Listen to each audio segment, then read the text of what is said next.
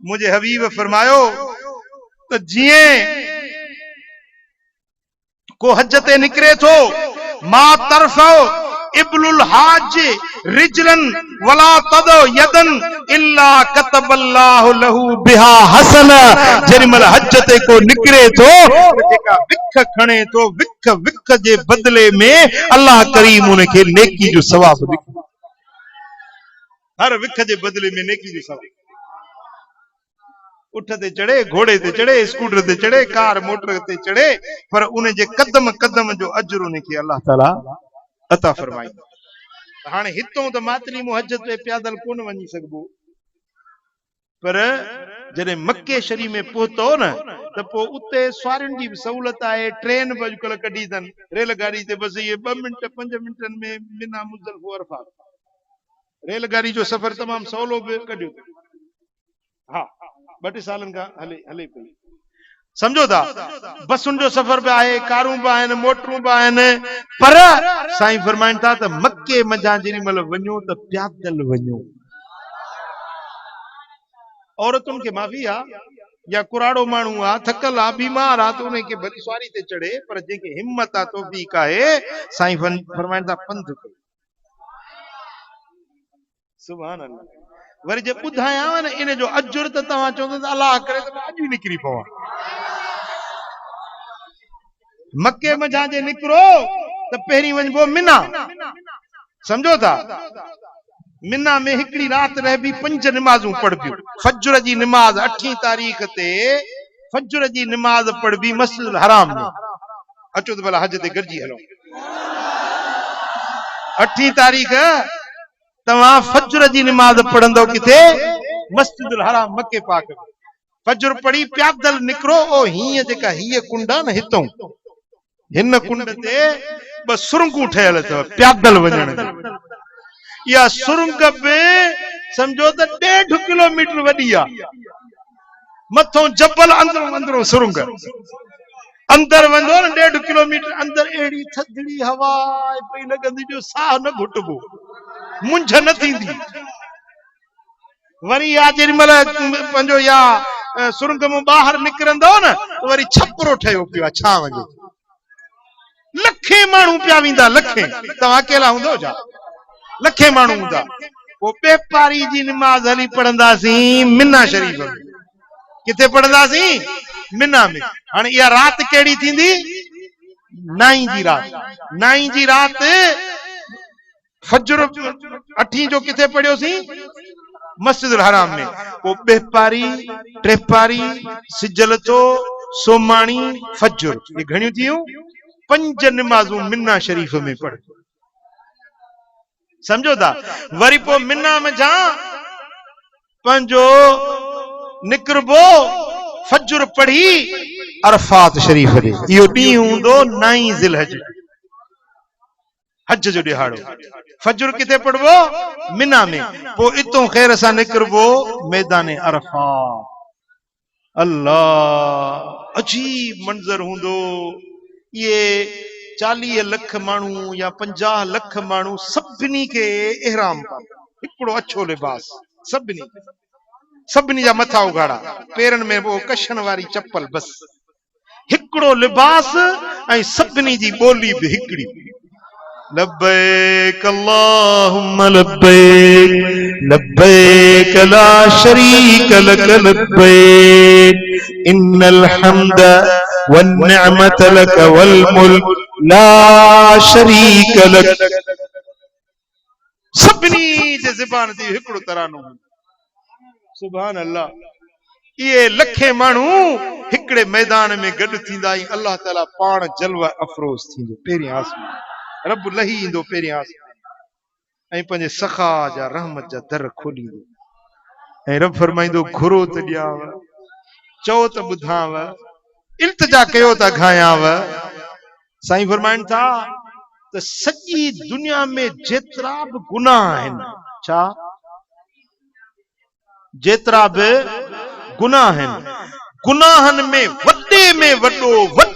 वॾो सभिनी खां वॾो गुनाह इहो आहे जो मैदान अरफात ते अचे ऐं पोइ दिलि में शक करे अलाए माफ़ी थींदी अलाए न थींदी। शक करे इन जड़ो बियो को गुनाह आहे बलक इते अची पक समझे तो मां बख्शजी वियुस धोपी वियुस पाक यकीन रखे इते जे माफ़ी न थींदी तो बियो किथे थींदी इहा ई त बख्शे जी जाइ आहे इहो ई त माफ़ी जो मैदान आहे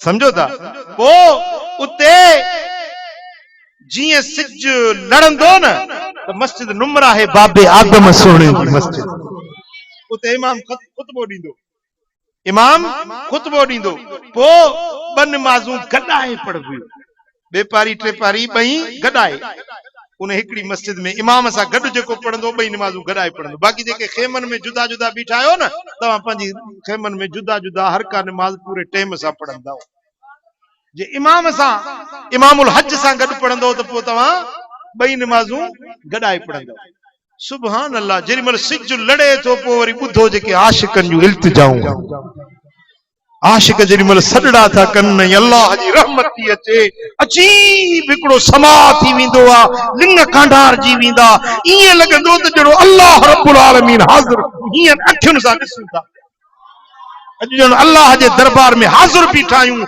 रब जे हुज़ूर में हाज़िर बीठा आहियूं रब असांखे ॾिसी रहे अजीब समा थी वेंदी ऐं लख करोड़ मलाइक घेरे वठंदा अरफात खे ओ सिज टुबण ताईं मैदान अरफात में भी सिज टुबी वेंदो न हाणे वापस मोट मुज़दलिफा किथे अचबो मुज़दलिफा वो उते सिज लथो नमाज न पढ़बी टाइम थी वियो पर नमाज न पढ़बी छाजे करे त नमाज जो टाइम मदीने वारे साईं ते नमाज न पढ़ी मुझे महबूब जो इख्तियार सोने हबीब नमाज न पढ़ी हाणे उम्मत लखे हाजिर के हुकुम नाए सिज लही वियो नमाज न पढ़ो छो त मुझे मोहम्मद मिठे जो न पढ़ी क्या मत ही न पढ़ंदा मोटी ईंदा मुज़दलिफे में इहा हुंदी 10 जी रात जेका ईद उल अज़हा वारी रात हूंदी आहे जेका मां पहिरीं अर्ज़ कयो इहा रात हाजुनि जे लाइ केॾी भली आहे 1000 लैलतुल क़द्र खां भली इन रात में अल्लाह जी इबादत कबी रब जी बंदगी कबी नफिल पढ़बा जिक्र कबो दुआऊं घुरबियूं इल्तिजाऊं कबियूं जेके हुते कसर रहिजी वई सा हिते मिली वेंदी ॻाल्हि सम्झो पोइ वरी जेॾीमहिल फज्र जो टाइम थींदो न कोहे सबीर ते रोशनाई थी वेंदी त हाणे हिते फज्र नमाज पहिरें टाइम में पढ़बी मुज़दलिफे में फज्र पढ़ी ऐं पोइ हितां निकिरबो सिधो वॾो वॾो शैतान जेको आहे खान साहब खड़ो बीठो आहे समझो जुमरतुल अक़बा घाटी वारो वॾो जुमरो वरी उते लिखियल आहे अरबी में भी लिखियल आहे अंग्रेजी में भी वरी फारसी में लिखियल आहे शैतान बुज़ुर्ग फारसी में वॾे खे ज़रबो असां वटि त बुज़ुर्ग ज़रबो आहे नेक इंसान खे उन शैतान खे चुटबो पथरियूं हणबियूं साईं फरमाइनि था जेको हीअं पथरी चुटे थो न शैतान खे त उन चुटण पहिरीं पथरी चुटण सां अल्लाह ताला जल शानू खे गुनाहनि खां बेफ़रमानियुनि खां ईअं धोई उजो थो बणाए जीअं उन जो मां बेटा ॼाओ शैतान खे चुटे पथरियूं ऐं पोइ वरी कुर्बानी करे मथो कूड़बो मथो कूड़े एहराम लाहे वरी मक्के शरीफ में अल्लाह जे घर जो दीदार कबो ज़ियारत तवाफ कबो 7 चकर तवाफ करे सफ़ा मरवो करे वरी रात जो मटी वञणो आहे मिना हाणे 3 ॾींहं जेकी थींदा उहे मिने रहणो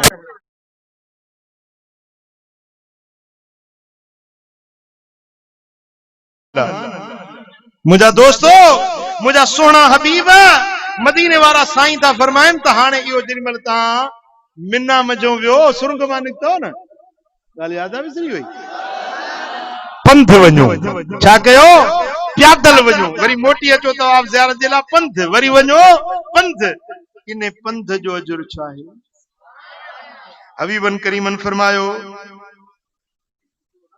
मन हज मिन मक्कत माशियन हत्ता यरज इला मक्कत, जेको मक्का मुकर्रमा मजा प्यादल हज जे ला निकरे थो, हज जा अहकाम अदा करे वरी प्यादल मक्के में मोटी अचे, कतबल्लाहु लहू बिकुल खतवतिन सबअमियत हसना, उन्हें के अल्लाह ताला हर कदम जे एवज 700 नेकियुनि जो अजुर ॾींदो। हर विख जे एवज घणो घणो, हर कदम जे एवज 700 नेकियूं। कदम त ख़बर अथव न विख केतिरी हूंदी आहे। अड़े चिणग हेॾो हिते हीअं हलो हिते ॾिसण घुरिजे, हे विख आहे, हे विख आहे, ही विख आहे, इन जो 700 नेकियूं। हाँ इन जूं घणियूं, पर अॻिते ॿुधो न, हदीस ॿुधो, साईं फरमाइनि था कुल्लु हसनतिन मिसलु हसनातिल हरम, पर हर नेकी हरम जी नेकी, मातरी वारी नेकी न, दादू ऐं बदीन ऐं कराची वारी नेकी न, हरम जी नेकी। कील वमा हसनातुल हरम या रसूल अल्लाह, या रसूल अल्लाह भला हरम जी नेकी कीअं थींदी आहे? साईं फरमाए त हिकिड़ी नेकी लख जे बराबर। हरम जी हिकिड़ी नेकी ॻाल्हायो लख जे बराबर। हाणे जेकॾहिं हिकिड़ी विख जो बदिलो आहे 700 नेकियूं, उहे 700 मां हर नेकी लख जे बराबर, त 700 खे लख सां ज़र्ब कयो जी। वापारी त कन लायो, हूअं त ॾाढा तिखा हूंदा आहियो।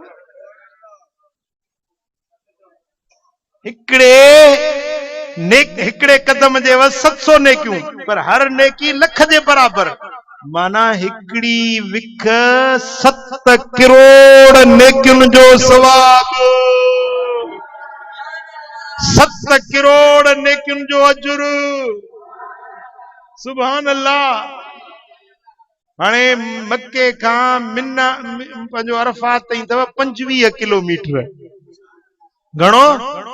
25 किलोमीटर पंध, वरी 25 मोटे, त माना 50 किलोमीटर। हाणे 50 किलोमीटर में विखूं घणियूं थींदियूं, ऐं हर विख जा 7 करोड़ नेकियूं। ॾे ख़बर इते को कंप्यूटर को कैलकुलेटर हिसाब करे सघंदो? ये बेरर ॾींदा बाबा, असां वटि एतिरो लेखो कोन्हे। हाँ ये मुझे मालिक करीम जी मेहरबानी है। वो हलबो हज ते कंदो हज। साईं फरमाइनि था जंहिंखे सिहत बाहे, पैसो बथस, ऐं को बादशाह ज़ालिम रोकण वारो बि नाहे, पोइ बि हज ते नथो वञे, मरे त यहूदी थी मरे, नसारो थी मरे, ईसाई थी मरे, मुस्लमान थी कोन मरंदो।